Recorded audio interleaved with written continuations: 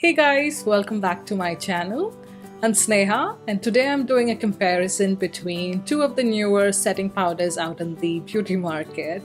So it's comparing the Huda Beauty Easy Bake setting powder versus the Urban Decay All Nighter setting powder. So if you'd like to know what I thought about these powders and which of them performs better on an oily skin type, please continue watching.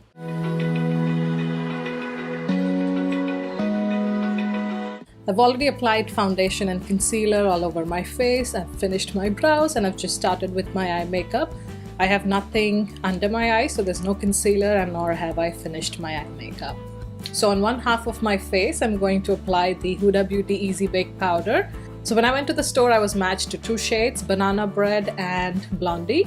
Both the shades are yellow base, but Blondie is more yellow, so it's more similar to, say, the Penai Banana powder. Whereas the shade I ended up with, which is Banana Bread, is slightly less yellow, if that makes sense. It's more neutral, so it was more brightening under my eyes. So this is what that looks like. So I'm going to use this on the left side of my face, and on my right side I'm going to use the Urban Decay All Nighter setting powder. The cost and the weight will be up on the screen right now, so that's for your comparison, but the powders are definitely different. So I've quickly gone ahead and applied the NARS Soft Matte Concealer, and this is in the shade Biscuit. So the Huda Beauty Easy Bake packaging looks like this. It's like a square bulky box with the logo on the top, and close this. At the bottom you have the shade name and instructions on where you can highlight, but I am not going to highlight on all the areas. I'm just going to highlight under my eyes, and that should be it. But just for the sake of this video, I'm also going to use it as a setting powder all over my face. When you open this, you do get this little cap-like thing that sits in tight right here, but I hate this thing because every time I put it back, it's really difficult to get it out. I don't know if it's just me, but I definitely hate this thing. So I don't really put it back in, I just take it off, and I've kept it aside. And it's funny that I have relatively short nails. I don't have too long of a nail. So I don't know how people with long nails are doing this. Or maybe I just have weak hands, I don't know. So either way, you do get a mesh layer inside. It reminds me quite a bit of the packaging of the Visead setting powder. But I do prefer the packaging of the Visead powder just because they were smart enough to have the cap like this. So it has an indentation, so that sits in nicely before the net packaging, which is quite similar. But let's get some product out. So you just basically close the cap, and I just tap it from the bottom a couple of times, and usually that's enough to get some powder onto the netting. Don't want to spill this, but hopefully you can see that. I've already used this beauty blender sponge, and this is the blush size, so it's like the intermediate size. And I've applied my foundation with this, so I'm just going to use the same one at Stamp to apply the powder under my eyes. So before I do that, I'm just going to run a brush to remove any creasing. Then I'm just picking up the powder on the beauty blender sponge and just pressing under my eyes.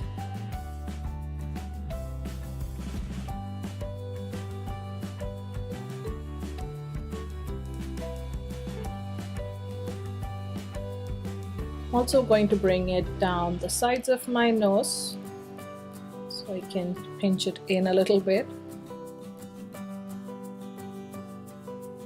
And that's really all the powder I'm going to use to bake under my eyes. Now let's quickly go ahead and set the rest of my face with a brush and the same powder.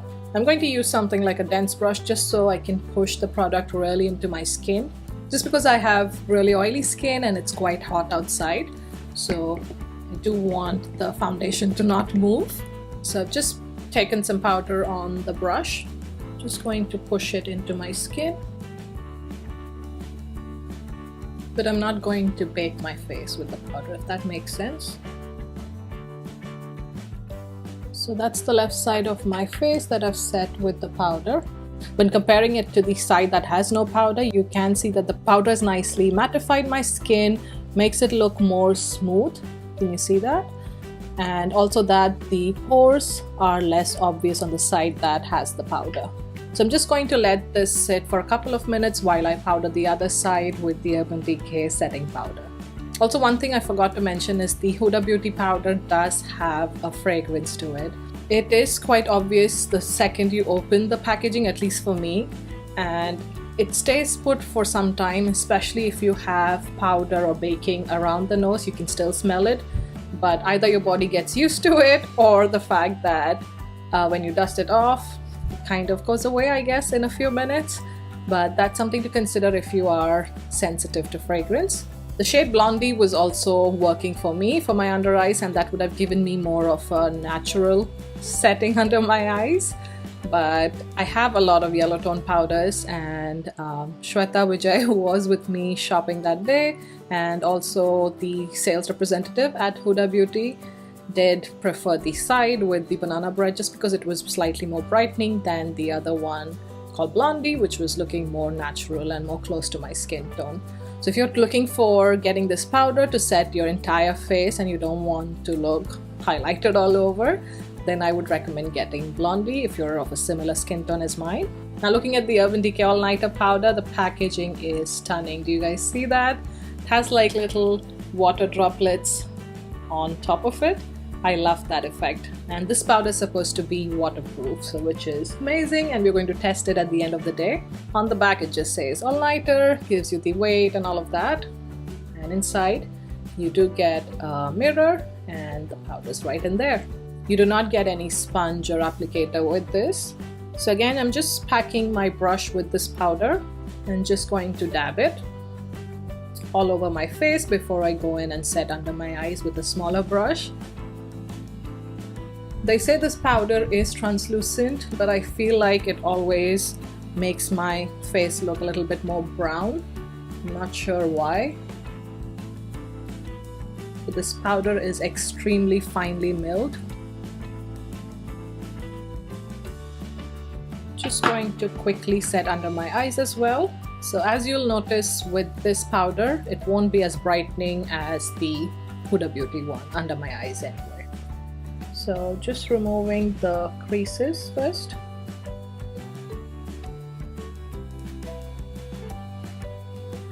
That's what my face looks like. And as you can see, this powder, the Urban Decay one, is so much more smoother than the Huda Beauty one. Do you see the difference? It looks more smooth and airbrushed compared to the other one. So it's been a few minutes. I'm going to dust off the powder on the Huda Beauty side. Just going to give a buff to my skin just so the excess powder is knocked off. And then wiping the brush and then doing the same on the Urban Decay side. Okay, so what I'm going to do at this stage is finish up the rest of my makeup. So finish up the eye makeup, do my blush, bronzer, all that good stuff, and I'll be right back to discuss more about the powders. Okay, so I have the rest of my makeup on. I'm not going to add any face highlighter today just because I don't want the shine to be confused with the highlighter. But this is what the face looks like. I think all the products went over the powders quite easily. Right now they look quite comparable, I would say. So I'm just going to quickly set this with the Urban Decay De-Slick Makeup Setting Spray. So give it a moment for the setting spray to dry down. And this is what my face looks like. Which side do you guys think looks more smooth? Personally, from close up in this mirror anyway, I definitely prefer the Urban Decay setting powder just because it looks more smooth, and also the pores on this side and even the texture on this side of my face looks less obvious compared to the other side. So if I move my face, hopefully you can see on camera, I'm not sure.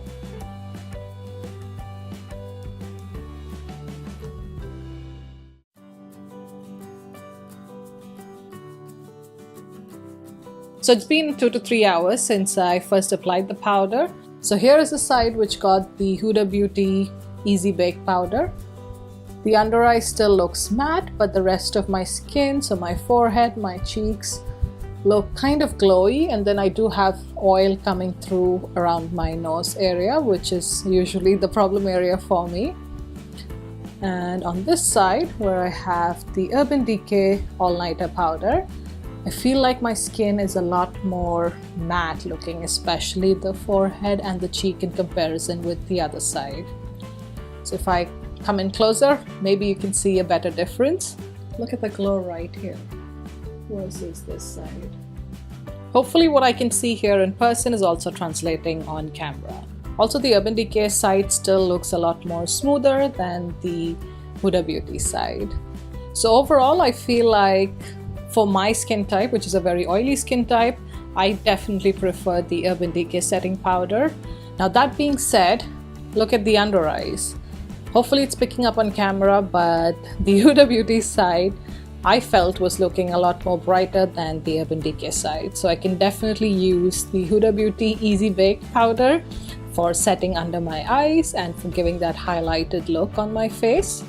I do realize that the Urban Decay powder is expensive, but you can see the difference between the two sides. For an oily skin type, it's really challenging to find something that can control the oil throughout the day. So definitely big thumbs up to the Urban Decay powder for that.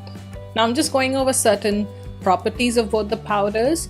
Now as far as pore minimizing properties, I do feel like the Urban Decay side did better than the Huda Beauty. Huda Beauty initially when I applied it, yes, it looked like it was minimizing my pores. And probably it's better than no powder, but in comparison with the Urban Decay powder, I do prefer the Urban Decay side. Same with smoothing of the skin. I feel just because the Urban Decay powder is so finely milled that it really goes into the pores and it just creates a really nice smooth canvas or film on the face. So I definitely prefer that. Now, did the color of the foundation change on applying either of these powders? I do think on initial application, it seems like they both kind of changed the shade of the foundation, but on putting the setting spray, I think it's pretty much the same. I don't see a visible difference between the two sides of my face. Another thing to note is the Huda Easy Bake powder definitely has fragrance to it. As far as I can tell, let me double check the Urban Decay powder. The Urban Decay powder has a fragrance, but it's not something you can smell when you apply it on your face, if that makes sense. Whereas with the Huda Beauty powder, I've realized that even the brushes that I've used with that powder still have some fragrance remaining even after a day or so. So that's something to consider. I don't know why they would put fragrance in a powder. Of course, the Urban Decay one is a compact, so it's definitely more travel friendly, I guess, and it also has that mirror inside.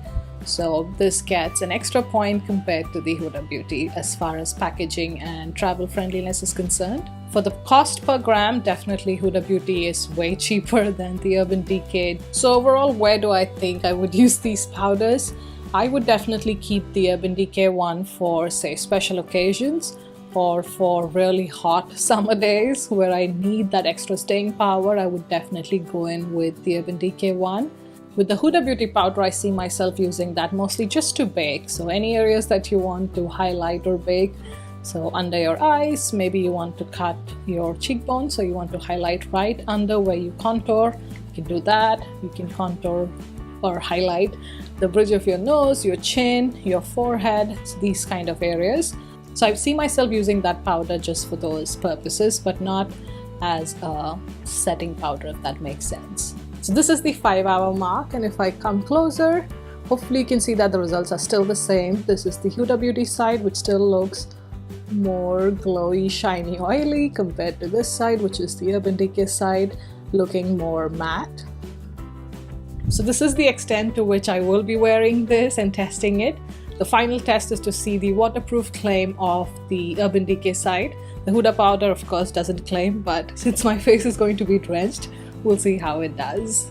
So I just have my little spray bottle filled with water.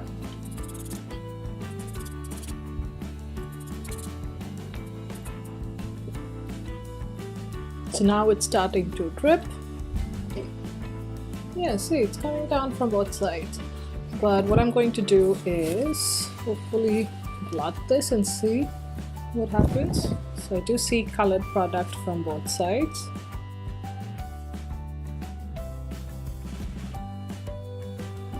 So I do see the powder and the product on both sides on the paper.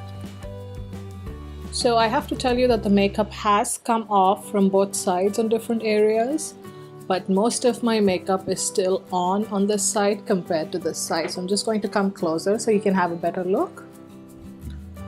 So Huda Beauty side. And in case you're wondering, I did have the Estee Lauder Double Wear Foundation. This is the Urban Decay side.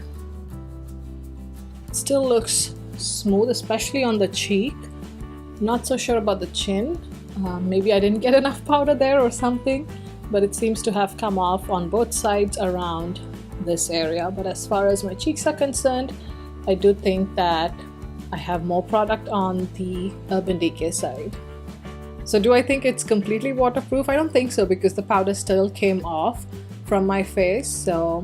But overall it did perform better at controlling my oil throughout the day. So big thumbs up to both the powders for different functions. But if I had to choose one, I would prefer the Urban Decay All Nighter setting powder. I have to keep reminding myself to say setting powder because I end up saying setting spray because that's what I'm used to. But I hope this review video was useful to you guys, and if you enjoyed it, please don't forget to hit that like button and consider subscribing. Thank you so much for watching, and I'll see you in my next one. Bye!